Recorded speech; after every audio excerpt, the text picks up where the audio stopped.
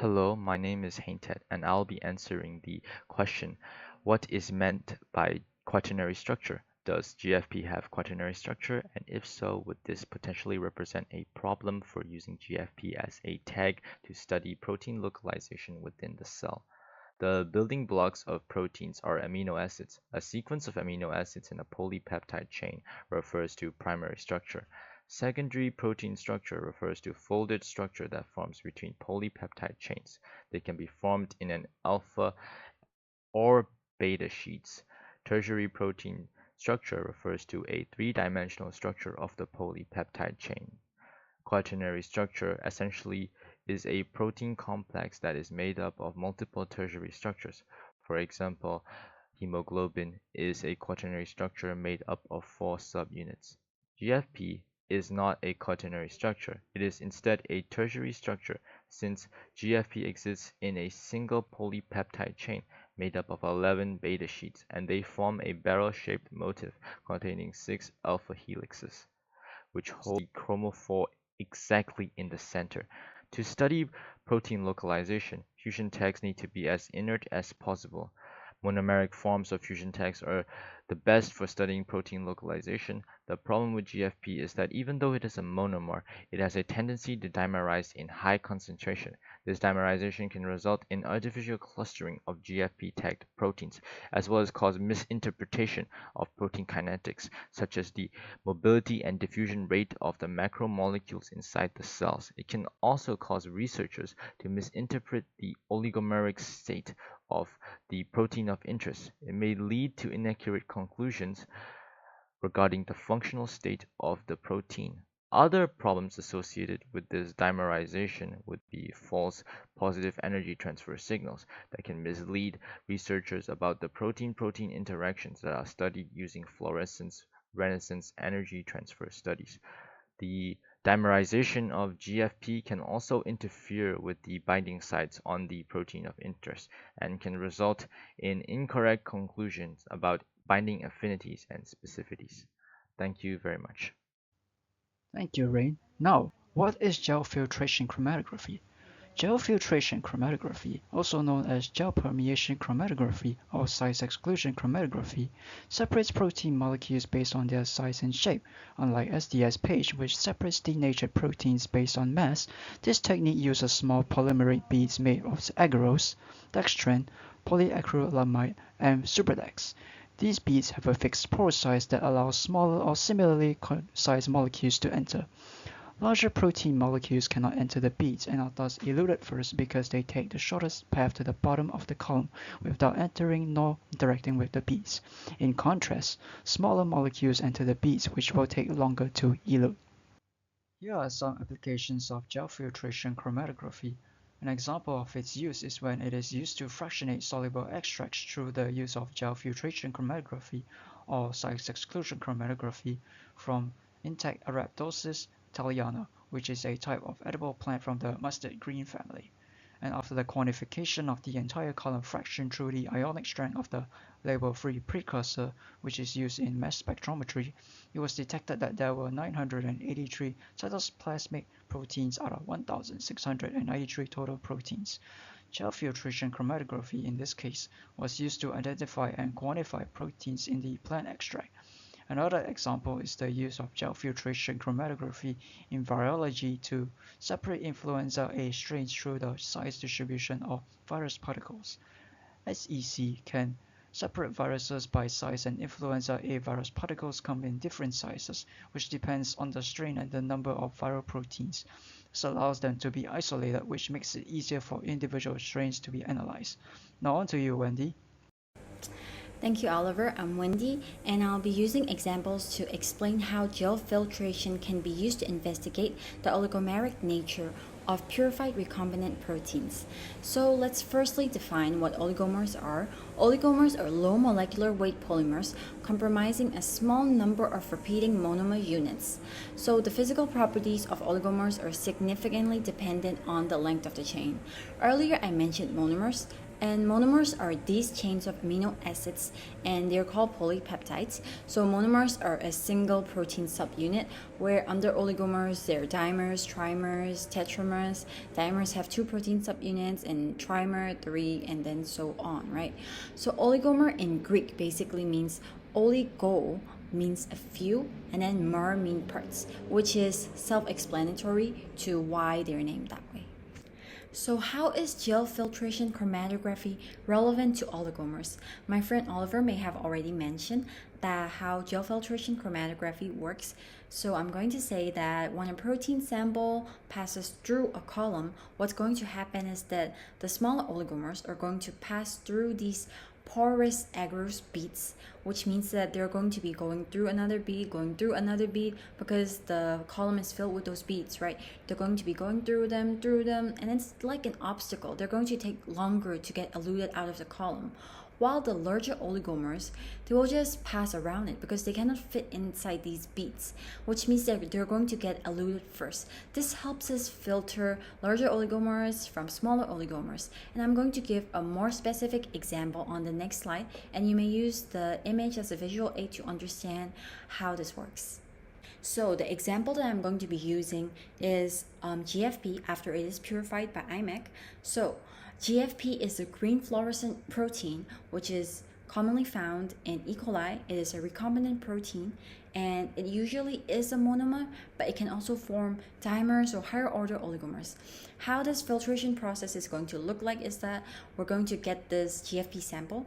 It's going to be concentrated if it is diluted, and then the sample is going to be filtered, and the filtration column is going to be running with a buffer, and then we're going to be injecting our sample into this chromatography system, and then there's going to be elutions as you know it, and then these elutions can be monitored using a UV vis detector, which I'm going to be elaborating in the next slide. So the image shown above is an example of how the monitored results should look like.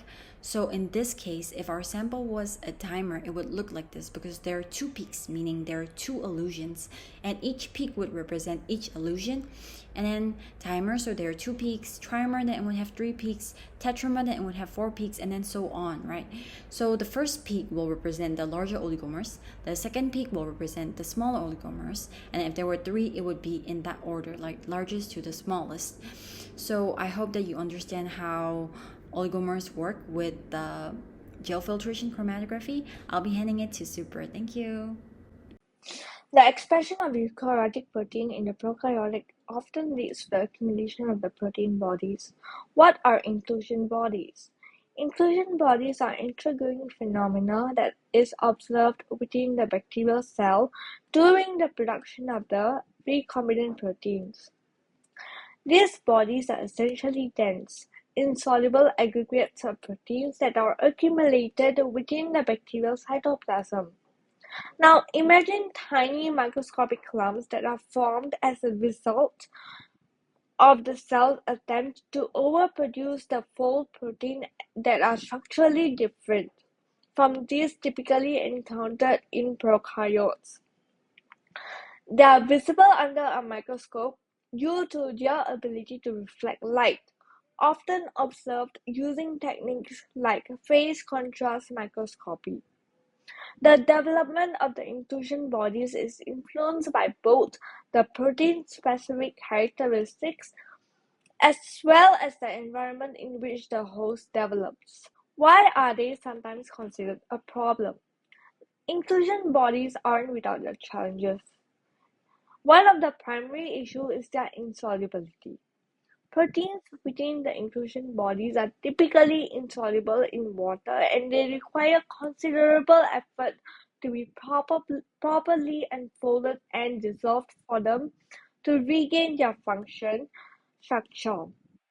This process can be technically demanding and time-consuming, which adds to the complexity to the protein expression workflow.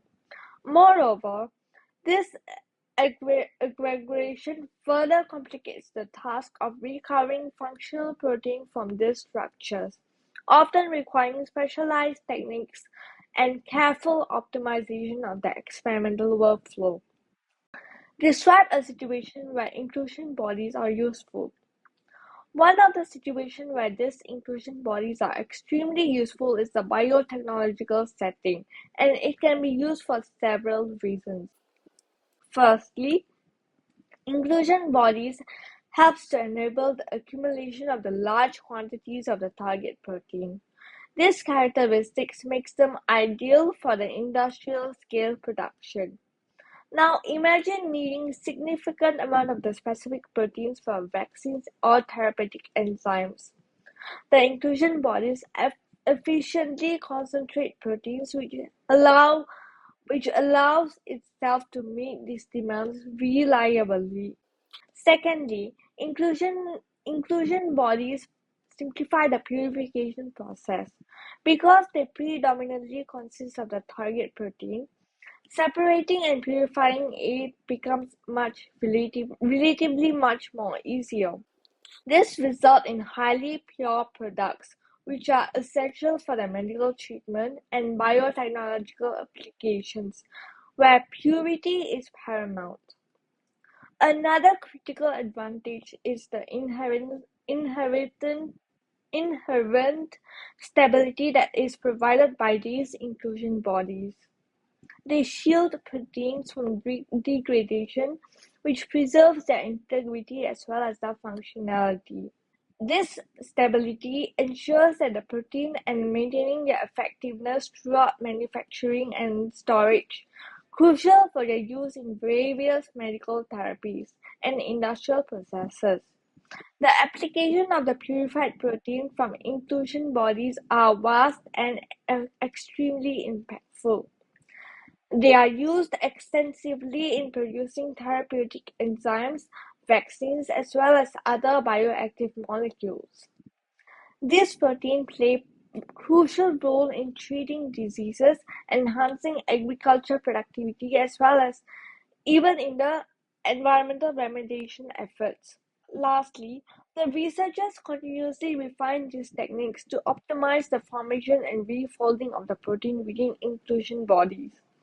These efforts enhance the recovery yield of the active protein, making the production process much more efficient and cost-effective.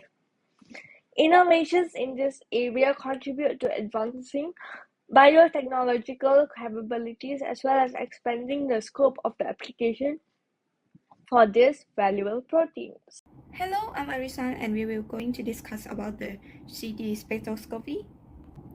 First, let's define CD spectroscopy. Circular dichroism spectroscopy measures the differential absorption of left-handed and right-handed circularly polarized light by chiromolecules.